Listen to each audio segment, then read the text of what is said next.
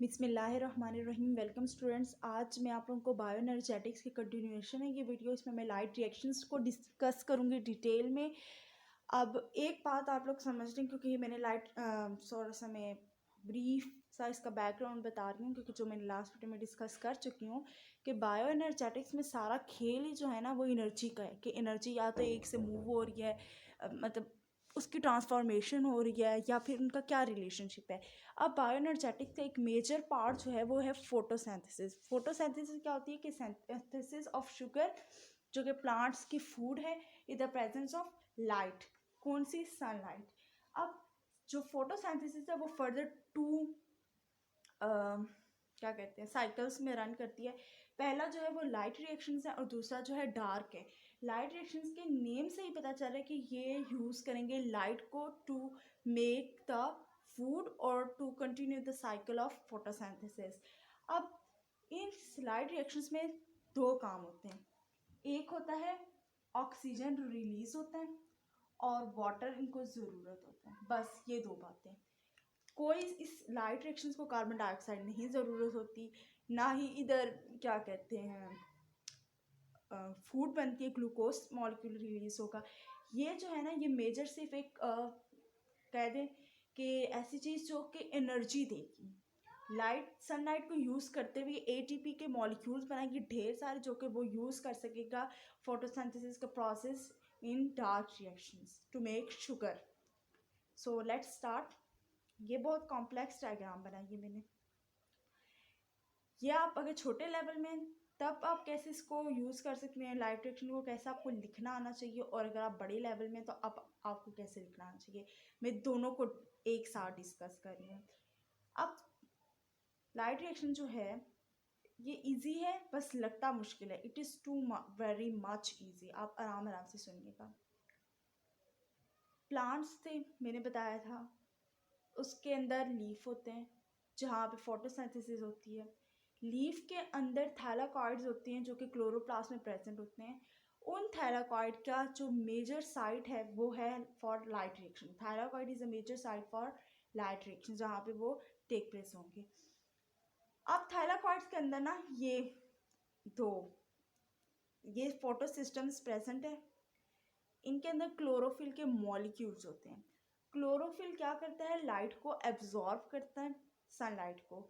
इन molecules को के साथ 680 और 700 मैंने क्यों लिखा है कि ये लाइट के इतनी नैनोमीटर की वेवलेंथ को एब्जॉर्ब करेगा। 680 को एब्जॉर्ब करे तो ये P680 है, अगर 700 को एब्जॉर्ब करे तो ये P700 है।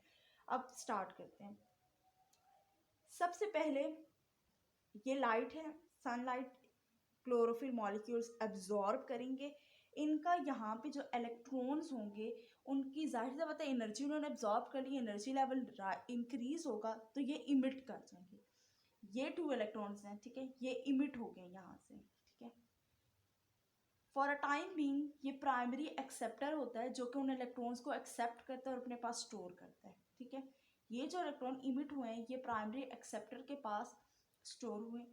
फिर यहाँ पे ये तो चले गए, लेकिन ये जो एरिया था यहाँ से इलेक्ट्रॉन रिलीज हो गए, 2 इलेक्ट्रॉन। यहाँ पे एक होल क्रिएट हो जाता है। इस होल को फिल करने के लिए ज़रूरी होता है कि कोई जल्दी से इसके रिप्लेसमेंट में कोई और इलेक्ट्रॉन्स आके इसको फिल कर दें।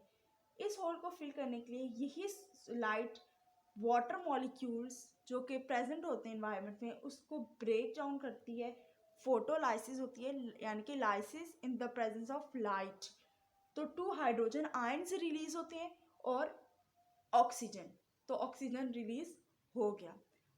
अब ये जो हाइड्रोजन आयन्स है ये ना इस इलेक्ट्रॉन ट्रांसपोर्ट चेन जो कि थैलाकॉइड है, ठीक है, क्लोरोप्लास्ट में, उसमें मूव करते हैं। साथ ही साथ इनका जब ये आयन है इट्स मीन इसने 2 इलेक्ट्रॉन्स रिलीज किए हैं, वो 2 इलेक्ट्रॉन इस गैप को फिल कर लेते हैं, ठीक है। ये जो होल बना था, अब ये होल स्टेबल हो गया, ये P680। लेकिन अभी यहाँ तक हम पहुँचे थे ना कि ये 2 इलेक्ट्रॉन प्राइमरी एक्सेप्टर के पास है। साथ ही साथ जो दूसरा फोटो सिस्टम है उस पर भी फोटोन्स आए हैं लाइट के। यहाँ पे भी क्या होता है, ये होल बन गए, इलेक्ट्रॉन जो हैं वो एक्साइट करके प्राइमरी एक्सेप्टर के पास आ गए। अब क्या हुआ है कि यहाँ पे भी होल बना हुआ है, तो इन इलेक्ट्रॉन्स को फिल करना है उस गैप को। तो क्या होता है कि यहाँ प्राइमरी एक्सेप्टर से ये इलेक्ट्रॉन ट्रांसपोर्ट चेन में मूव करते हैं।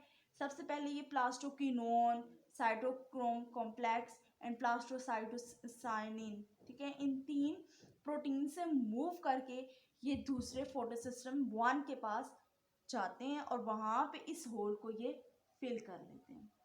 ठीक है, बात समझ आ रही है? अब जो जो ये 2 इलेक्ट्रॉन नीचे जा रहे होते हैं तो क्या होता है कि यहाँ पे ना एक बहुत ज़्यादा क्या कह लें, इनकी डाउन द ग्रुप जा रहे, मतलब डाउन अगेंस्ट द ग्रेडियंट जा रहे हैं। तो क्या होता है कि इनकी एनर्जी जो है वो निकलने शुरू हो जाती है, रिलीज होती है। ये जो एनर्जी रिलीज कर रहे होते हैं, क्योंकि यहाँ पे हमने पढ़ा था ना एनर्जी एब्जॉर्ब करके ये हाई एनर्जी लेवल पे चले गए थे। वो हायर एनर्जी लेवल जब down the against the gradient की मूव करें तो इनकी रिलीज होती है। वो एनर्जी जो रिलीज हो रही है वो थाइलाकॉइड मेम्ब्रेन के अंदर एंजाइम्स यूज करके एटीपी बना लेते हैं। ठीक है, अब एटीपी एनर्जी हमारे पास रिजर्वायर बन गया।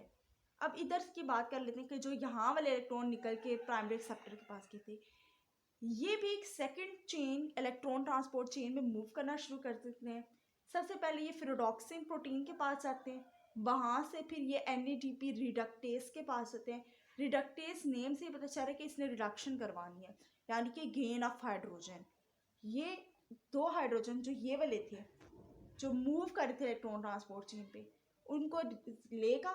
साथ ही साथ जो यहाँ से इलेक्ट्रॉन निकले थे ना 2 इलेक्ट्रॉन, उनको भी अपने पास लेगा और NADP प्लस जो कि डार्क रिएक्शन में रिलीज हुए थे उनको लेते हुए ये NADP प्लस के पास 2 इलेक्ट्रॉन्स की कमी है ना, और साथ साथ हाइड्रोजन आयंस नहीं है, तो ये NADPH बना देगा।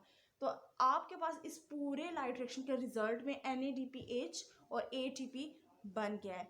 अब इसको अगर मैं सिंपल करके बताऊं तो क्या होता है कि 2 फोटो सिस्टम्स हैं। अजान हो रही है, फिर मैं करती हूँ। अब ना मैं इसको जल्दी से आप लोगों को समरी इसकी दे देती हूँ। इसमें क्या है, इसको मुझे रब करना पड़ेगा। ये तो बिल्कुल कॉम्प्लेक्स है ना कि जो बड़े बच्चे उसको वो करने। अब जो ग्रेड 9th में हो या 10th में हो उनको क्या करना है कि ये सब कुछ नहीं लिखना। ठीक है, they don't need to write this। ठीक है, सिंपल है कि बस ये एक इलेक्ट्रॉन ट्रांसपोर्ट चेन है। ऐसे स्टार्ट से आप लोगों ने लिख देना है कि एक फोटो सिस्टम है, दो फोटो सिस्टम्स हैं, इनके अंदर क्लोरोफिल मॉलिक्यूल्स हैं। ये लाइट एब्जॉर्ब करेगा, इनके मॉलिक्यूल्स के अंदर इलेक्ट्रॉन्स इमिट हो जाएंगे क्योंकि उनका एनर्जी लेवल इंक्रीज करके ये इमिट होके प्राइमरी एक्सेप्टर के पास जाएंगे, इसके इमिट होके भी प्राइमरी एक्सेप्टर के पास जाएंगे। अब यहाँ पे भी होल बन गया, यहाँ पे भी होल बन गया। इस होल को फिल करने के लिए वाटर जो है वो उसकी फोटोलाइसिस होगी। सबसे पहला स्टेप कि क्लोरोफिल ने एब्जॉर्ब की सनलाइट, ये पहला स्टेप है। सेकंड, फोटोलाइसिस होगी वाटर मॉलिक्यूल की, जो वाटर से इलेक्ट्रॉन रिलीज हुए उसने इस होल को फिल कर दिया। थर्ड स्टेप, जो यहाँ पे इलेक्ट्रॉन आए हुए थे इसके, वो इलेक्ट्रॉन ट्रांसपोर्ट चेन पे मूव करना शुरू किया। ठीक है, थर्ड स्टेप है। इनकी मूवमेंट के रिजल्ट में एटीपी रिलीज हो गया। ठीक है, अब ये इलेक्ट्रॉन्स जो आए थे इन्होंने इसका गैप फिल कर दिया। ठीक हो गया। अब जो यहाँ पे इलेक्ट्रॉन गए थे फोटो सिस्टम 2 से जो गए थे, सॉरी 1 से P700 से गए थे ऊपर, वो NADP रिडक्टेस के पास जाएंगे। ये फोर्थ स्टेप है। NADP रिडक्टेस इन दोनों को क्या कहते हैं यूज करते हुए NADP प्लस को भी साथ देगा और NADPH बना देगा। Final 5। So this is the whole summary